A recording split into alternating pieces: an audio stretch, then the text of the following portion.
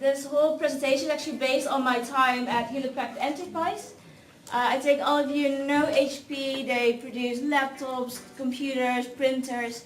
That will be the B2B side, the B2C side, and I was on the B2B side, which is Hewlett Packard Enterprise. And they specialize more in data storage and Aruba specifically, which is a startup that is bought up by Hewlett Packard. Aruba specifically focuses on Wi-Fi solutions. So that's that. And the manager of Aruba asked me, how can salespeople improve the use of social media in their daily operations? So that is the leading question for today, and this is going to be the focus of today's presentation as well. So this is the agenda. We first talk about sales in the digital age, so just to set some more context there, talk about social selling in theory. This part is based on my research. Managerial implications, so that part will be probably more practical for you in the sense that you can almost just copy my slides into your proposals. And social selling in practice, where we got hands-on, it's going to be more of a workshop, so you don't have to sit still anymore. Alright, sales in the digital age. Again, this is the context you want to keep in mind when we talk about social selling. So what is social selling? There's a lot of definitions out there, I just grabbed a few at random. What you focus on is that it's about relationships, developing it, building it, and using social networks and leveraging it. So it's all actually kind of synonymous for each other, right? Because you build a relationship, and then if you build a relationship, you also build a network. Vice versa, you have a network, cultivating that means you're creating more relationships. So it's all the same thing. Note, by the way, that it did not mention social media here. I did say that social media was going to be the focus, but social media is just one tool when you think about building relationships. So here's an example from HPE. So just imagine that I'm a salesperson and this would be my timeline. This is, of course, there's many timelines possible, but let's just read this one together. Orange line is direct relationship building offline, and the blue one is indirect relationship building online. And again, I imagine that I'm a salesperson, I know this is prospect, he's going to an event, and I want to meet up with him. So the first step will be to research this prospect using LinkedIn or just Google in general. Then I meet this person at the event. He or she might post something on Twitter or LinkedIn and say, "Well, I like that," or retweet it. Just get in that person's picture, and then send an email, but also invite for LinkedIn, right? And then you go on liking or retweeting and doing whatever, just showing that you appreciate this person. Have this in-sales person meeting. But before you have the meeting, you check the prospect one more time, see what's going on in his or her life. Maybe there's some problems that he or she thinks, well, this is important to me. You will probably share that on Twitter as well. Then you can use that topic to talk about, right, in a sales meeting and really engage him or her. So it goes on and on. Of course, it would be a more vicious circle as well, but I think this gives you a clear picture of what social selling could be. This is really focused on Hewlett Packard though, so that's a B2B IT company. For B2C sales, it would look slightly different, of course. So then why social selling? I think, again, I've just gathered a few random reasons. But it all comes down to what you actually already know. I mean, you're all millennials, you all use social media, and on top of that, you're doing this minor in digital marketing, so that means you already know a lot, right? You probably know more than me. So I don't need to explain you why you need to use social selling. What is interesting, though, is that at Hewlett Packard, IT company, a lot of the salespeople actually don't really use social media in the sales. They don't even see the reason why you should use that. They think it's just a fad. And you have to imagine that there are a lot of old people out there, oldish, and I talked to a few of them, and they have actually helped in companies introduce SMS texting. So they saw it begin, they saw it flourish and become really popular, and now we barely use it anymore. And they see social media in a similar way, that it's just a fad, so why should we use it? Is even something they should, if they think of social media, they think of Instagramming, which is of course not appropriate for B2B sales. So there are a lot of reasons why This is actually a very important question, which is very obvious to you, but not very obvious for the salespeople. And that's why they really were shocked when they saw this slide. When I showed them, there was like a moment in the whole audience. Not here, luckily. That means you're very well educated. Digital Darwinism evolve or go extinct? So now the more theoretical part, the research part. These were more recent questions.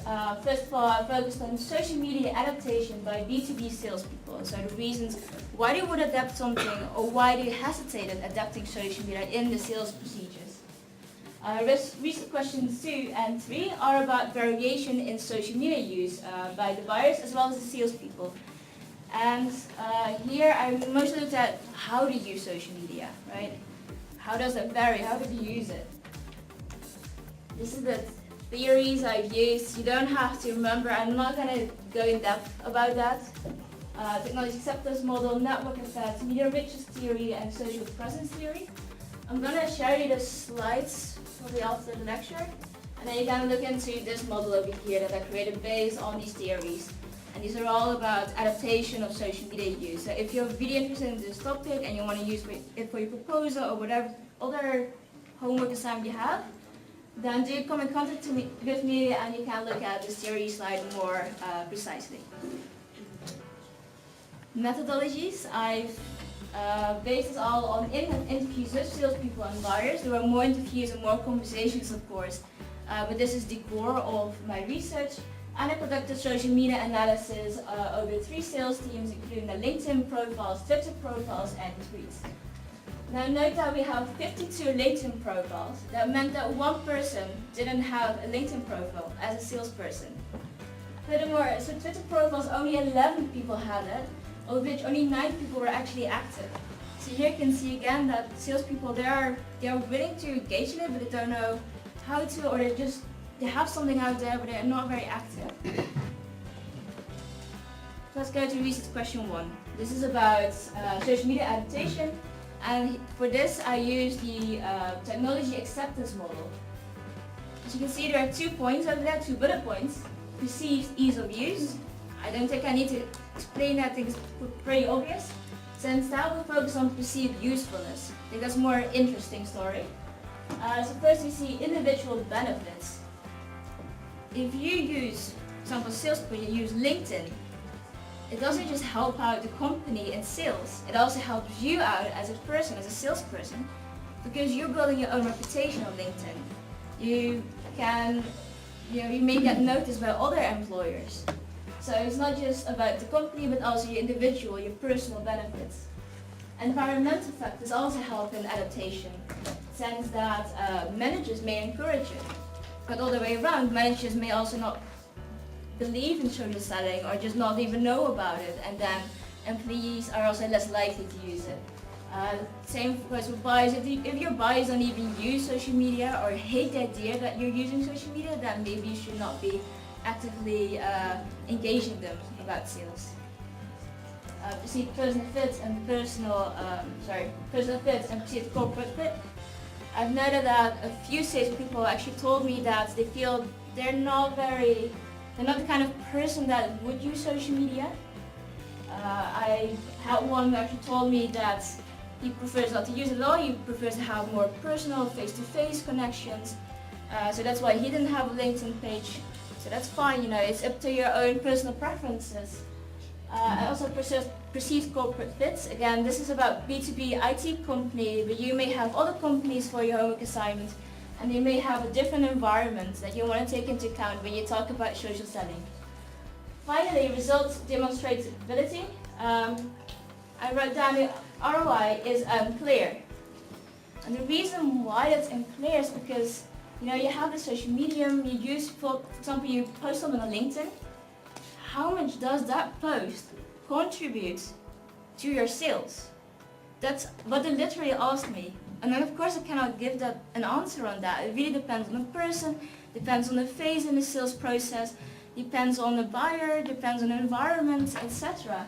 So a lot of times they just think ROI is unclear In other words, there is no return of investment. Why should I use social selling? Do you see that? So there are a lot of reasons why people would use or especially wouldn't use social media in sales. And of course you can think of other reasons, so that's why 5 has 3 dots there. For that, if you want to know more, just ask me in person, but I think these are the most obvious and clear reasons.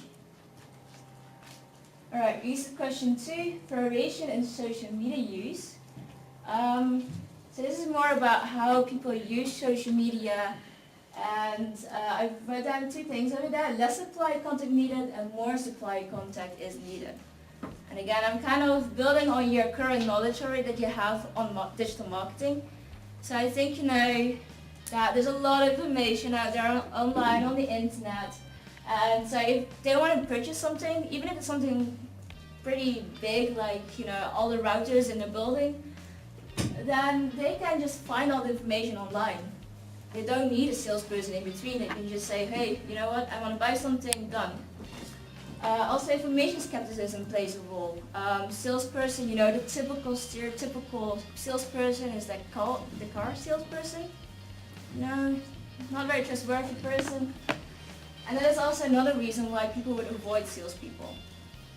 But what we also see in digital age is information overload. There's so much information out there, and this is not something I came up with. This is something that a buyer told me. He was a project manager in Internet of Things at Vodafone, and he told me there's so much information online. I do not know who I want to partner with, and that's actually why it's so nice. He really uses LinkedIn. To see who's a trustworthy person, what kind of personalities is he dealing with.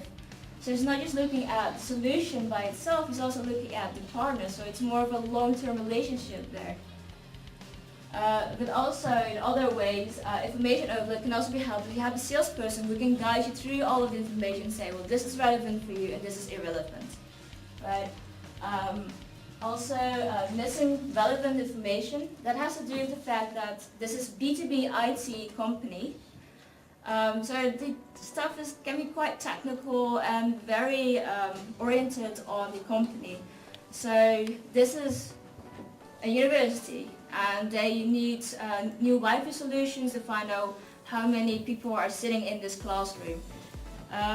So that is actually very specific for a university. You wouldn't use this kind of technology elsewhere. Maybe a library, but you wouldn't use that for your own employees because that's kind of weird, right? To see if he or she is actually sitting on his or her chair.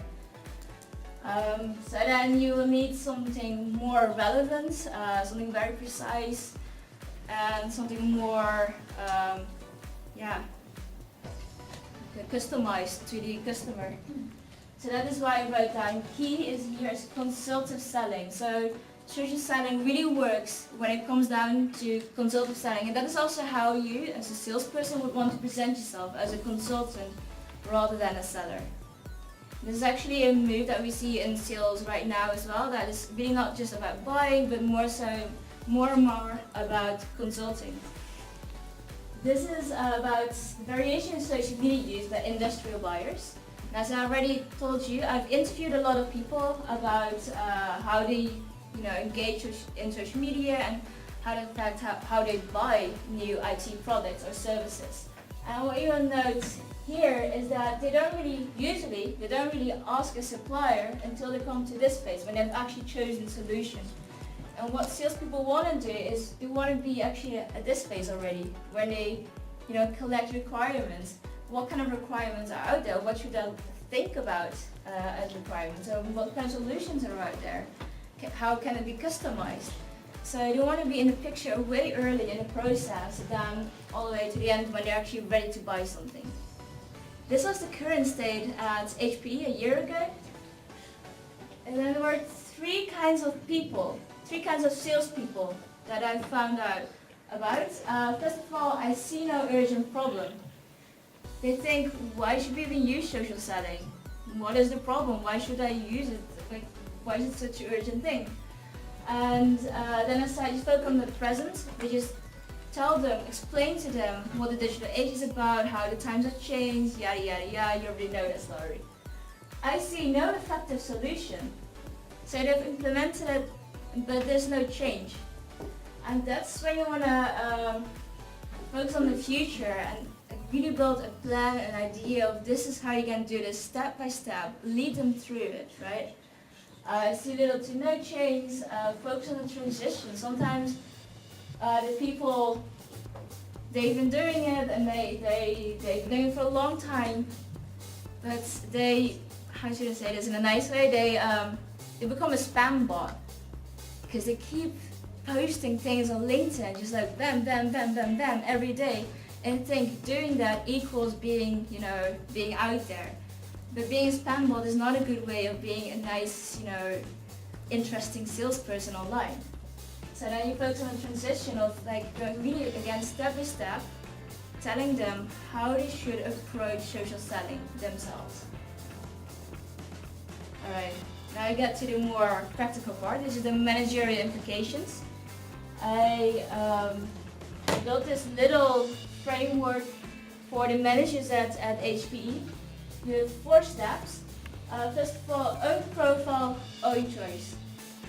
This is their own profile we're talking about, their own LinkedIn profiles, their own Twitter pages, and whatever social media they use, it's going to be their own profiles.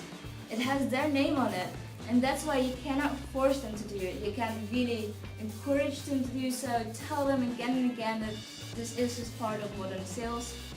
But it all comes down to their own motivation. So that's something we just have to acknowledge if we are talking about talking to sales managers about this. To integrate with modern sales, I noticed that we really need leadership backing up social selling procedures. And there has to be some kind of strategy behind it. You can't just say, okay, let's have a workshop, guys, like today, just have a workshop of 1 hour, and then everyone is engaged in social selling. That doesn't work that way. There has to be some long-term plan behind it. And finally, again, really focus on the fact that it's part of modern sales. So, with tab 3, which is about as easy as possible, make it as easy as possible for the salespeople. So the effort they have to put into it of making this big transition into the modern era would be a lot easier to them. And this is where marketing actually plays a really big role. And this is actually something when you do your internships or you find your jobs in marketing, this is something you can actually address. I know a lot of companies are not really into social selling yet. So you could say, hey, I have this bright idea, let's engage in social selling, and I as a marketer can help you out. And bam, you find yourself a really cool role in a company. Marketing, I'll explain it in more detail later, but as marketer you have so much more knowledge about what kind of content you can create, right? So you can help the salesperson in finding that content or creating that content. What was also interesting is that some marketers helped out salespeople who were at events. Salespeople didn't have time to really make posts about the event, so they just send the marketers a few photos, a few videos, and say, hey, can you make something interesting about this? And then marketers go on the Twitter pages or the LinkedIn pages of these salespeople, these managers, and just post it for them. So that's another possibility that you can do as a marketer. A really nice app here would be VoiceStorm, which is created by Dynamic Signal. VoiceStorm, you come down with a storm of voices. VoiceStorm is actually just a platform where marketers would create little content snippets, actually ready-made posts. And as a salesperson or a marketer, you can just log in and say, well, gonna put it on my LinkedIn page, gonna put it on my Twitter, on my Facebook, etc. And you can schedule it, you can schedule it for the whole week, and anyone from any office within your company can post on that platform. And it's really nice because it makes things so easy. And finally, LinkedIn. Of course, you all have the free accounts. There's also a premium account, and I don't mean the premium account that you already know, which is to find a career. This is a LinkedIn premium account for salespeople. It's called Sales Navigator, and has a lot of extra options to find leads, prospects. You can keep up to date, and you can even track people without them knowing you. So that it's just as if you are following them on LinkedIn as a connection, but you don't have to be a connection. So that's really cool. Also a bit creepy, but really cool. And finally, knowledge and progress. This is more the educative part of it. I mean, they're basically gonna be students again when they learn about social selling, how to use social media and their own advantage. So you want to provide training so they have all of the knowledge, but also show progression. And this is specifically not just for students in general, but also for salespeople. They really love seeing all the data of how good they're doing. Usually they would see this in terms of sales, of course, in terms of money. And in terms of progression here in social selling, you can think in terms of how many views did you get, how many comments did you get. And they just love that kind of stuff. I'm going to show you how you can find out how well they're doing, but I'll do that in a minute. So this is a more concrete approach. Sales, again, has to come up with their own motivation and knowledge. Marketing, the resources, the training, management, initiative, and leadership, and the tools could be VoiceStorm and the LinkedIn Sales Navigator. This would be an example of how I gave the sales trainings at HPE. So we had a kickoff, big kickoff with everyone, and unlike with you, the kickoff was actually just all about motivating salespeople to even, be part of the social selling stuff. And then we started training, advanced training, refresher trainings, and update trainings. In the sense that update trainings, social media changes, the social media landscape changes continuously.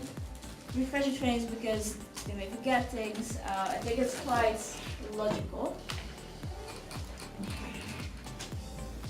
Now we finally come down to the practice part. If you have your laptops with you or mobile phone, please take it in front of you and go to your LinkedIn. I think all of you have social media profiles like Facebook, Instagram, whatever.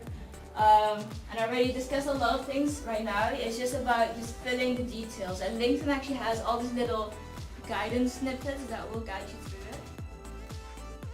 Step 2, optimize your search engine. Now, all of you have already learned about SEO. You can use certain terms in your LinkedIn profile. I've talked to a LinkedIn employee some time ago, and she told me that it would be very good to use a general term. So instead of saying something really pretty like I like to engage brands or whatever, or engage consumers, just say marketing somewhere in your profile. Don't have to make it super pretty and beautiful word. You can just say marketing as plain as it is. Because that is how HR people will look for you. They just type in marketing or marketer, right? So use very general terms there. And, actually another nice tip for when you're looking for jobs is that you want to copy some of the keywords from the vacancy. Just copy them and put them into your LinkedIn profile or in your resume and whatever. That actually really helps as well because they use search systems for this kind of stuff. These 3 key values keep coming back, which is trustworthy, authenticity, and transparency. And based on these do's, what do you think are your don'ts? Can you think of a few?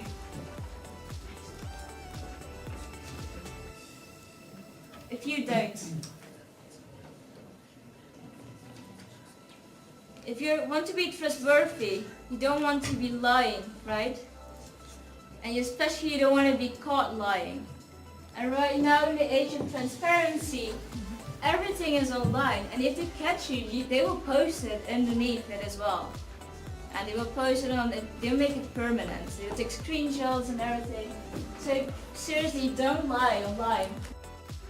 Don't be copycat and don't remove negative posts. This is again what I said earlier.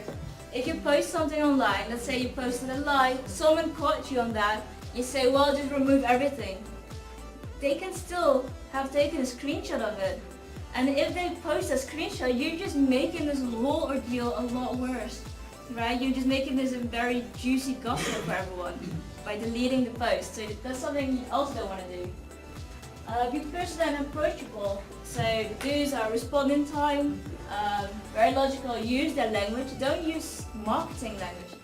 And this is, I think, a difference between sales and marketing here, is that As a salesperson, you are you're your own person. Each person has an individual style of talking, and you kind of want to use that with buyers as well. So make it a very personal kind of thing. So on my LinkedIn profile, for example, I will post things that are worded kind of with smileys and kind of happy, not very business-like.